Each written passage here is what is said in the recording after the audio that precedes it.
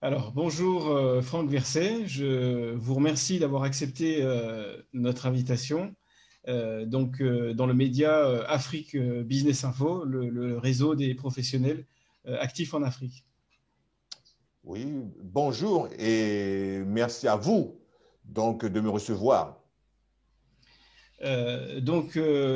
Nous proposons aux entrepreneurs une chronique sur l'Afrique, sur l'entrepreneuriat. Nous souhaitons montrer, je dirais, les visages de l'excellence, les visages de la réussite en Afrique. Vous faites partie justement de cette réussite. Nous souhaitons donc en savoir plus sur vous. Est-ce que vous pouvez, pour commencer, tout simplement nous dire ce que vous faites actuellement au niveau professionnel, peut-être nous rappeler votre parcours personnel, ce qui vous a mené jusque-là. Je vous écoute attentivement. Alors, ce que je suis, effectivement, alors avant d'être, il faut avoir été, et puis ensuite le futur. Alors, effectivement, j'ai commencé en tant que, au niveau de l'aéronaval, la guerre du Golfe en 90-91, dans le contingent de l'ONU, où j'ai été chef de section. Et puis, j'ai eu cette chance d'avoir été sur le porte-avions Foch et d'avoir mené un certain nombre de missions pendant cette période, et surtout sur le plan militaire, stratégique. Voilà.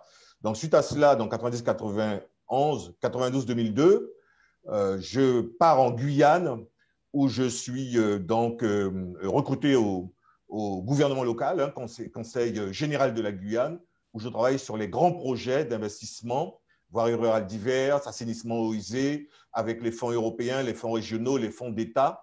Voilà, en termes donc de projets de développement. Je décide ensuite, après 2001-2002, de retourner en métropole, où je vais travailler une bonne dizaine d'années dans le domaine du conseil, développement, défiscalisation, et donc notamment dans le domaine de l'immobilier pour des cabinets, ensuite pour des groupes donc moyens, et ensuite des grands groupes. Donc on peut parler d'Omnium Gestion, Omnium Finance, on peut parler du consortium AXA, et puis donc d'autres grands groupes. Suite à cela, j'ai été appelé par l'Assemblée nationale, hein, donc française, pour collaborer avec des députés maires en tant que directeur de cabinet, donc sur des grands projets, aussi bien, bien sûr, pour la 7e puissance du monde qu'est la France, mais en même temps ensuite avec l'outre-mer, la Guyane, pour travailler toujours sur les stratégies de développement économique.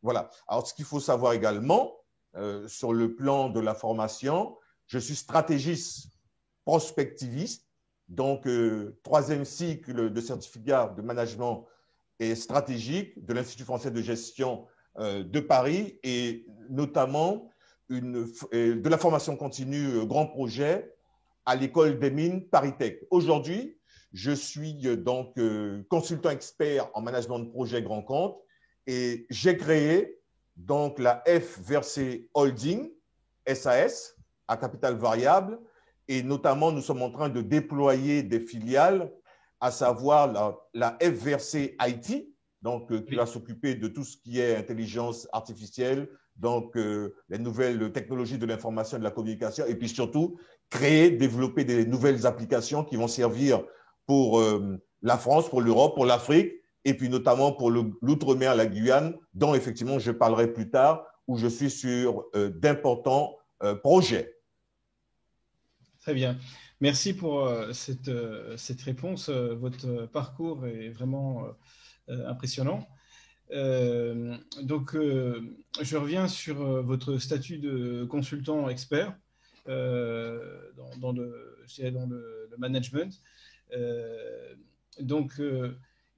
quelle est la spécificité, je dirais, de votre capacité à conseiller? Quelle est votre valeur ajoutée sur le marché, si j'ai bien compris, sur le marché public, mais aussi peut-être sur le marché privé? Qu'est-ce que vous apportez sur le marché? Voilà, donc public 10 ans, donc privé euh, quasiment 14-15 ans. Voilà, donc ça fait quand même un petit peu plus de 25 années d'expérience professionnelle. Je pense que quand on a une dimension des institutions publiques, il est important aussi effectivement d'avoir une dimension des institutions privées, l'entrepreneuriat, voilà, la création de richesses, la croissance, puisque les deux se rejoignent quelque part, voilà, compte tenu que le public régule donc l'activité donc privée, voilà, donc est un régulateur. Donc Oui, maintenant, ce qui me concerne sur le marché, il faut savoir que en 2007, bon, je n'en avais pas parlé, j'ai créé donc l'association internationale Promo Invest Guyane Europe, qui oui, s'occupe de coopération régionale et internationale. Donc, je me suis appuyé, avant de créer donc, mes sociétés, je me suis appuyé sur cette structure pour développer des opportunités avec la Côte d'Ivoire et la sous-région ouest africaine, oui, à savoir travailler sur un document d'études stratégiques de relance socio-économique post-crise en tant que directeur général donc, de la prospective et de la stratégie. Donc, cette expérience entre 2009 et 2020 m'a permis, au niveau de la Côte d'Ivoire, de disséquer les différents secteurs d'activité importants. Voilà. Quand oui, on parle de l'économie, bon, souvent les personnes parlent de développement économique, mais je dirais que c'est un mot aujourd'hui un petit peu standard, galvaudé. Je parle oui, plutôt de création de richesse, de création de valeur ajoutée, et notamment aujourd'hui, plus se baser sur le développement économique durable. Parce que ce qu'on fait a une résonance sur l'avenir dans 10, 15, 20, 30 ans. Donc, il s'agit de prendre ce qui a été bon, mais de ne pas reproduire les erreurs du passé au niveau donc, de nos pays, au niveau de l'Afrique. Et c'est la raison pour laquelle, dans ce projet, je propose à un certain nombre de groupes et au gouvernement de la Côte d'Ivoire et des gouvernements de la sous-région une stratégie d'analyse, de prospective qui touche tout d'abord le domaine de la formation des jeunes en matière d'entrepreneuriat, puisqu'on sait que l'entrepreneuriat crée la croissance. Et c'est ce qui est important. Par exemple, si je prends un exemple concret, la Côte d'Ivoire, c'est quasiment 23 à 25 millions d'habitants, avec un PIB qui avoisine les 30 milliards. oui, La Côte d'Ivoire, en termes de croissance démographique, c'est quasiment 2 à 3% chaque année. Ça veut dire que dans les 10 prochaines années, c'est 2 à 3 millions d'individus qui vont arriver effectivement. Donc, quand on parle de création de richesse, il faut faire attention de ne pas oublier derrière qu'il faut former les hommes, voilà, oui, pour ne pas tomber dans une crise sociale parce qu'il n'y aura pas assez d'emplois, le chômage va prendre le dessus. Donc voilà. Donc, comme vous m'avez posé la question, quelle est ma valeur ajoutée? Donc, cette prospective doit nous amener à comprendre que si nous voulons mieux vivre demain, que ce soit en Côte d'Ivoire ou ailleurs, il y a des paramètres économiques à prendre en compte, que oui, ce soit la croissance, que ce soit la croissance démographique, que ce soit le PIB d'un pays, ce qui est important, que ce soit en termes d'investissement, d'équipement, de valeur ajoutée. Donc, ce sont les données économiques essentielles à prendre en considération pour se dire, voilà, dans quel pays, dans quelle Côte d'Ivoire, dans quelle France, hein, voilà, dans quelle Europe, dans quelle Afrique nous voulons vivre demain et comment. oui, oui. Comme vous êtes amené à conseiller un certain nombre d'États et un certain nombre on va dire, d'acteurs économiques, euh, est-ce que vous pourriez nous en dire plus sur les difficultés, sur la façon de travailler avec les acteurs en Afrique. Voilà, je suppose qu'il y a ce qu'on appelle la théorie. Enfin, on sait qu'il y a un certain nombre d'éléments. Vous parliez justement d'indicateurs, etc. Mais il y a aussi la pratique. Et je voudrais savoir, sur le terrain, concrètement, ce que vous faites avec les différents acteurs africains. Qu'est-ce qui est facile, qu'est-ce qui est plus difficile? Voilà, je vous écoute. Effectivement, c'est vrai, quand on vient d'Europe, quand on a une vision européenne ou américaine, hein, voilà, pour ceux qui viennent des États-Unis, et puis effectivement, votre question est pertinente, et on va en Afrique, beaucoup de personnes disent, eh bien, effectivement, l'Afrique, c'est pas pareil, ça bouge pas de la même manière. Alors, je parlerai pas comme ça, puisque je fréquente, je suis en rapport avec un certain nombre d'administrations africaines et puis d'entreprises africaines, et puis la culture, parce que tout part de là aussi, de la culture. L'Afrique fonctionne autrement. C'est vrai, il y a le système, on va dire, occidental, quand on parle, il faut peut-être aussi faire un petit point par là, quand on parle des parlementaires, de l'Assemblée nationale, etc. Mais il y a une Afrique aussi où on parle de chefs de terre, on parle de rois, on parle de tradition. Voilà, il y a une culture. Voilà. Alors, ces deux cultures, entre cette culture occidentale qui s'est déployée donc, en Afrique, et cette culture africaine qui était aussi, on peut parler quand on parle des Akans, la royauté africaine de l'époque. Donc, ces deux cultures doivent créer une corrélation pour avancer. Maintenant, sur le terrain, puisque vous en parlez, et quand je vais en Côte d'Ivoire, je suis essentiellement sur le terrain. On va prendre un exemple simple. Oui. Je ne pense pas que l'Afrique, la Côte d'Ivoire, enfin, les pays de la sous-région et d'autres pays d'Afrique ont à apprendre quand on parle du commercial, de l'échange, voilà, entre des personnes qui font des affaires. Les Africains de ce côté-là, ils sont très en alerte. Voilà, on sait, voilà, on a un portable, on a un produit, voilà, les marchés africains et tout ça, ça bouge. Voilà. Mais ce qu'il faut dire, il y a le marché informel. Ce marché informel qui génère des milliards, eh bien, ce marché mérite d'être pris en ligne de compte par les différents gouvernements. Ces personnes qui, parfois, n'ont pas assez de moyens pour se former, pour avoir un hébergement, voilà, pour mettre en place des structures. Et c'est là, il y a un besoin en termes, je dirais, logistiques, en termes structurels, en termes organisationnels, pour aider ce marché informel à émerger. Parce qu'il est là, il existe, il est fort en Afrique, et je pense, monsieur le journaliste, tout comme moi, vous savez que c'est un marché donc très lucratif et très important. D'accord.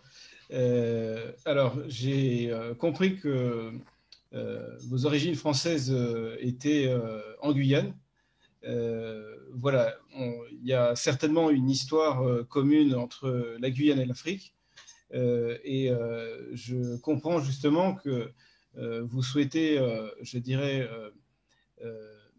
renouveler en quelque sorte ces liens entre la Guyane et l'Afrique sous son volet économique. Je trouve que c'est vraiment très intéressant voilà, de développer ces liens. Il n'y a pas seulement la diaspora africaine à Paris qui peut renouveler les échanges économiques entre la France et l'Afrique. Donc, est-ce que vous pouvez m'en dire plus sur vos ambitions par rapport à ces nouveaux partenariats et sur voilà, les possibilités d'un écosystème, je dirais, Guyane, métropole française et Afrique? Oui, effectivement.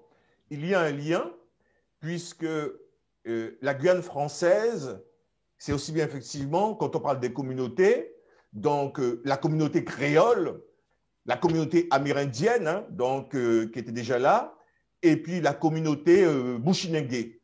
Voilà, donc on retrouve les racines de l'Afrique, donc en Guyane, et effectivement, bien sûr, et les nationaux, hein, voilà, d'autres pays, il y a les Haïtiens, les Brésiliens, on parle, bon, voilà, les Européens, des Africains aussi, donc qui vivent en Guyane. Alors, la Guyane est devenue une région française européenne en Amérique du Sud, où on pourra dire c'est une juxtaposition de cultures.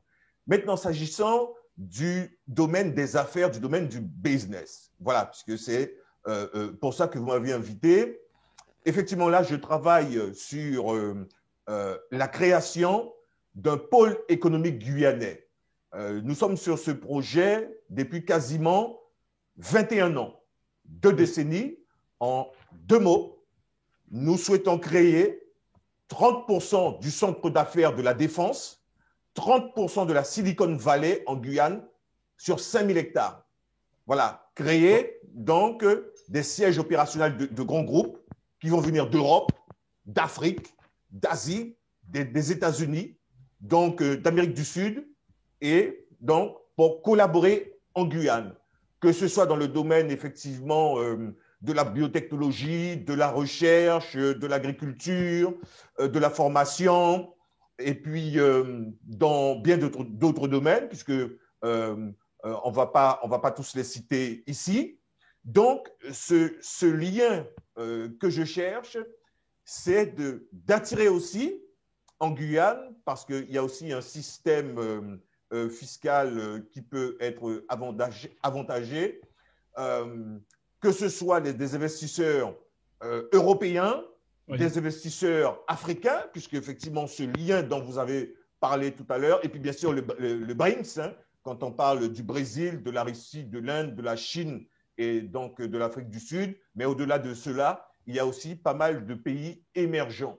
Donc l'Afrique, avec la Guyane, maintenant de manière très directe, il y a ce lien culturel, mais ce lien maintenant doit permettre de développer un lien scientifique, un lien technique, un lien financier, voilà, qui va corroborer donc la dimension des affaires. Il y a effectivement le centre spatial guyanais, Arianespace, hein, l'agence spatiale européenne, donc on sait donc qui est en Guyane, voilà, qui est un fleuron pour la France et l'Europe, mais nous devons aujourd'hui plus que jamais en Guyane créer d'autres fleurons, d'autres grands groupes, voilà, donc avec des états-majors, voilà, pour avoir aussi cette lumière, cette dimension économique régionale, donc dans la sous-région donc sud-américaine, mais aussi cette dimension,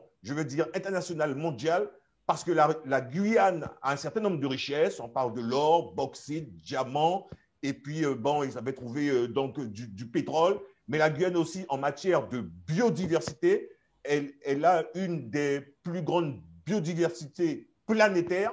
Et donc, dans mon esprit, pourquoi ne pas créer en Guyane? On parle de Harvard, on parle des grandes universités américaines. En France métropolitaine, vous avez parlé de la France métropolitaine. Effectivement, là aussi, il y a de grandes universités, comme en Chine ou en Europe. Eh bien là, je mets au défi, avec cette biodiversité que nous avons en Guyane, eh bien créer donc un institut de très haut niveau où des gens du monde entier viendront donc se former sur la biodiversité guyanaise, qui est la biodiversité donc française, européenne, amazonienne, puisque l'Amazonie, ce n'est pas que la Guyane et le Brésil, mais c'est 9 pays, voilà, c'est tout un écosystème en Amazonie. Donc, il y a toute une dimension économique durable, il y a de la croissance à créer en matière de gestion donc, écologique, environnementale, entre la Guyane, l'ouverture avec le Brésil, le Guyana, le Suriname,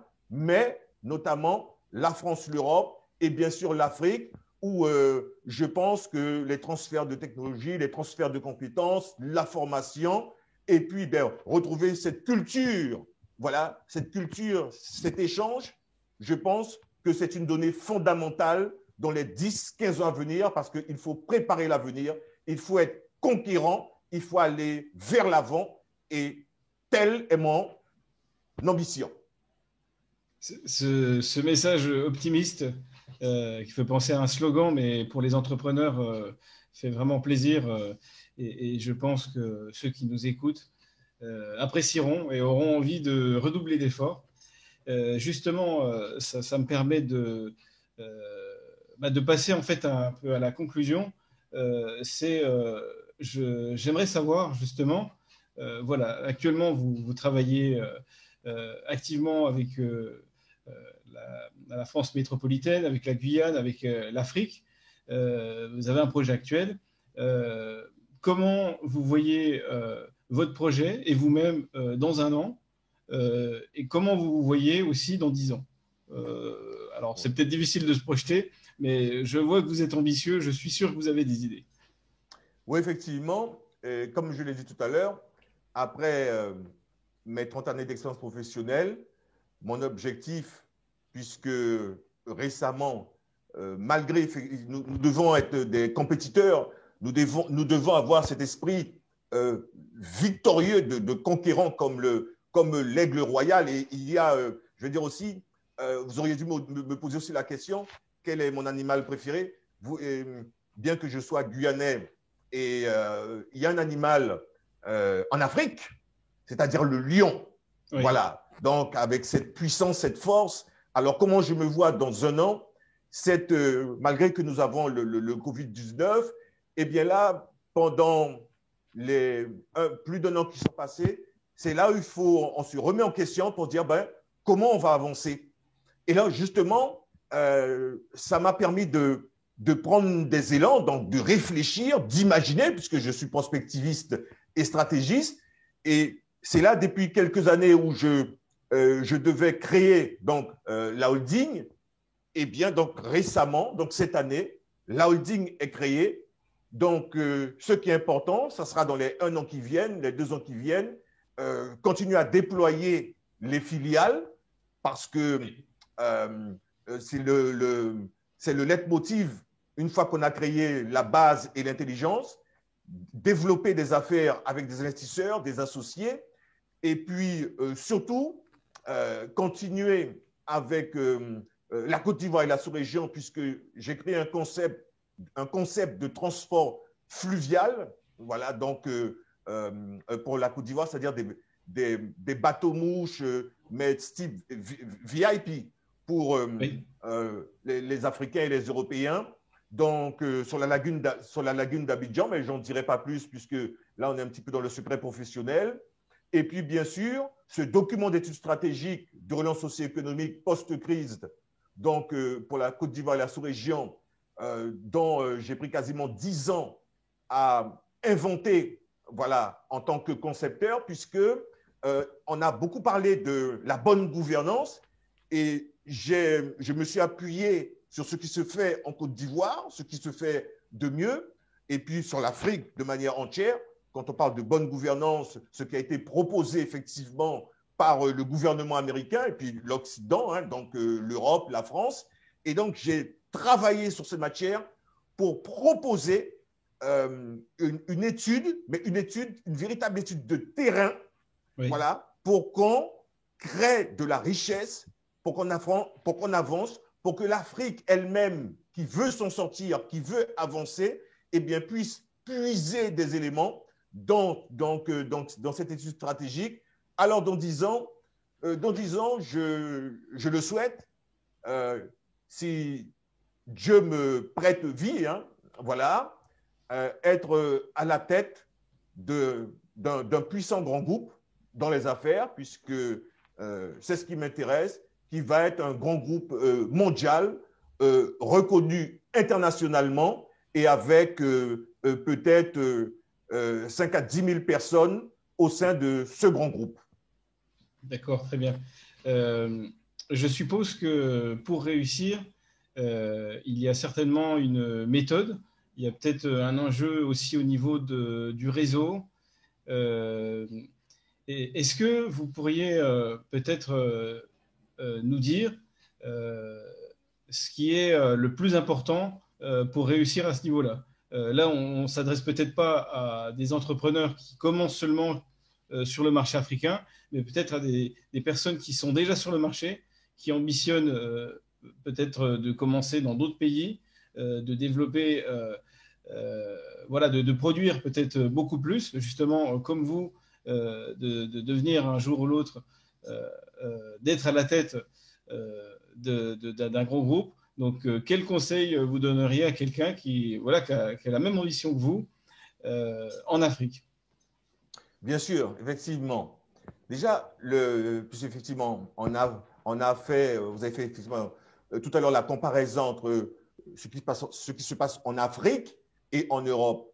Je dirais au niveau du continent africain, et que j'aime beaucoup d'ailleurs, hein, donc il y a ce côté culturel et aussi ces différents peuples et voilà qui apportent, il y a un accueil, voilà. Donc maintenant, comment se développer?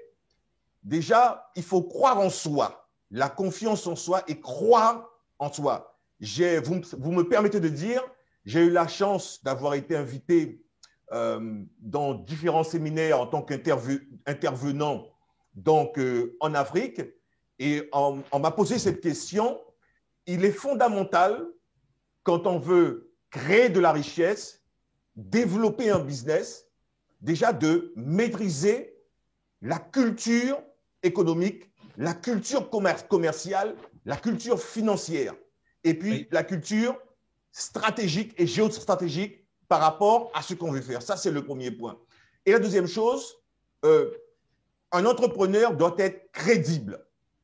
Sa manière de se présenter, des choses toutes simples, son attitude, sa ponctualité au vis-à-vis des autres, le respect et s'imposer dans son travail une discipline de fer.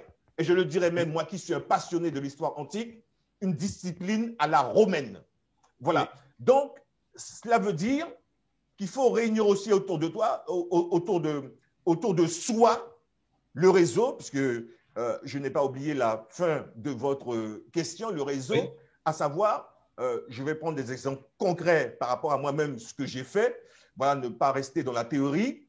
Donc, dans ces 15-20 dernières années, il était important pour moi de développer, que ce soit au niveau de la jeune chambre économique française, la jeune chambre internationale, le ministère de l'Outre-mer, le conseil régional d'Île-de-France, le ministère de l'économie et des finances, notamment la Commission européenne et un certain nombre aussi de structures en Afrique, donc Oui. qui sont importantes quand on parle du CPC, quand on parle du BNET, Bureau d'études de techniques de recherche, voilà, donc sur les grandes constructions en Afrique. Et puis, dans certains gouvernements, il faut être en contact quand même avec les personnes qui s'occupent de prospective, qui s'occupent de la croissance, voilà. Donc, et puis aussi des grands groupes, notamment les chambres de commerce, et puis tout ce qui concerne les ambassades, la diplomatie. Donc, ça veut Oui. dire qu'il faut avoir, que ce soit au niveau privé, public, un certain nombre de contacts Oui. pour essayer de collaborer, comme on dit, de travailler, hein, on apprend ça dans les écoles de commerce, de travailler de manière intelligente, créer des relations intelligentes à géométrie variable. Oui. Oui. Euh, la dernière partie sur l'enjeu de développer un réseau nous intéresse tout particulièrement puisque c'est l'activité principale d'Afrique Business Info. Et voilà, je confirme avec vous que le fait d'être en lien en permanence avec des institutions publiques comme les ambassades, les ministères, mais aussi d'avoir des partenaires, hein, des soutiens financiers, mais aussi des personnes qui connaissent je dirais l'écosystème de différents pays d'Afrique. C'est très important Je rappelle Afrique Business Info a une expérience significative dans ce domaine-là et donc peut vous accompagner et vous donner les contacts nécessaires pour se lancer en Afrique, mais aussi pour, si vous êtes déjà en Afrique, pour continuer votre développement. Donc ça, c'était une parenthèse, je dirais, sur Afrique Business Info. Je reconnais donc votre parcours assez exceptionnel, qui est vraiment intéressant. Je vous souhaite vraiment du succès dans les affaires. Cette Silicon Valley, je dirais guyanaise, africaine, française, européenne, enfin en tout cas qui mettrait plusieurs acteurs ensemble. C'est audacieux, c'est possible. Je vous le souhaite vraiment. En tout cas, on suivra ça de près. J'espère que vous nous donnerez des nouvelles de ce projet. Je vous laisse peut-être conclure. Voilà, si vous avez quelque chose à ajouter qu'on n'a pas pu évoquer à travers ces questions, je vous donne à nouveau la parole. Oui, alors ma conclusion, elle sera simple. Je pense que l'avenir du monde est en Afrique. L'Afrique, dans les 30-40 prochaines années, 2 milliards 500 millions d'habitants, c'est considérable, c'est colossal. L'Afrique renferme, compte tenu des recherches que j'ai menées, quasiment 50% des réserves en matière de ressources naturelles au niveau planétaire. Donc, c'est considérable. Donc là, aujourd'hui, plus que jamais, donc, les Africains ont leur destin en main. C'est aux Africains de prendre en main leur destin. Donc, moi-même, effectivement, comme vous le dites, je suis guyanais. Je souhaite fortement et ardemment que les Guyanais, que nous prenions notre destin en main, voilà, sur le plan intellectuel, sur le plan culturel et sur le plan du développement économique de notre région. Et donc, ce qui est important de comprendre plus que jamais dans notre siècle, pour avancer, il faut conquérir. Pour avancer, il faut développer la connaissance. Et au-delà même de la connaissance, comme avait dit Einstein, donc au-delà de cette connaissance qui est importante, il y a encore plus important que la connaissance, c'est l'imagination. Voilà, c'est avec l'imagination qu'on arrive, parce que créer avant E égale mc carré, la bombe atomique, c'est pas comme ça, en lisant quelques bouquins. Voilà, donc l'imagination, où ça nous amène. Et aujourd'hui en France, par exemple, eh bien, il y a les centrales nucléaires. Là aussi, c'est de l'imagination. Donc, quel que soit le pays, pour avancer, c'est imaginer. Donc, comment demain, les Africains vont imaginer la Nouvelle-Afrique. Et quand je parle de conquête, la conquête, elle est si bien aussi au niveau militaire, au niveau structuration, parce que c'est un domaine important. Tout pays qui souhaite se développer, comme on voit la Chine, elle a une puissante armée. Les États-Unis ont une puissante armée. La France a une puissante armée. L'Angleterre, etc. et bien d'autres.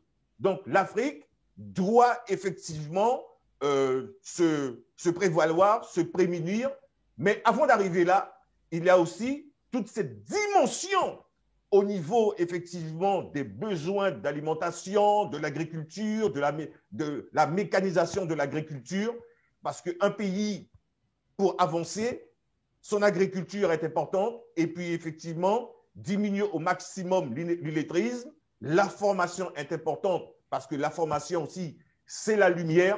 Donc voilà un petit peu ce que je voudrais dire. Et aussi, le monde de demain, c'est un monde où on aura compris, un monde arc-en-ciel, un monde pluriel, qu'on soit africain, qu'on soit européen, qu'on soit américain, sud-américain, guyanais, que sais-je, que nous collaborions ensemble, que nous travaillons ensemble pour un monde meilleur.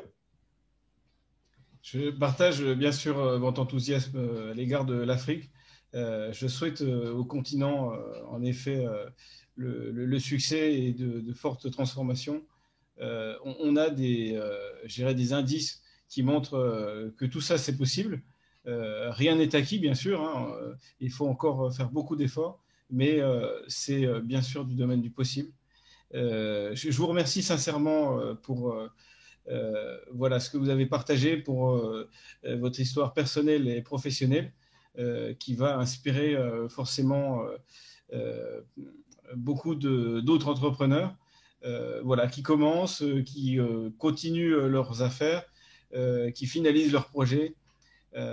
Voilà, donc l'interview qu'on a réalisée ensemble sera postée sur notre plateforme Afrique Business Info, donc www.afriquebusiness.info.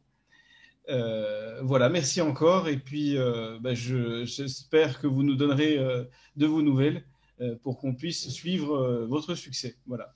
Merci beaucoup.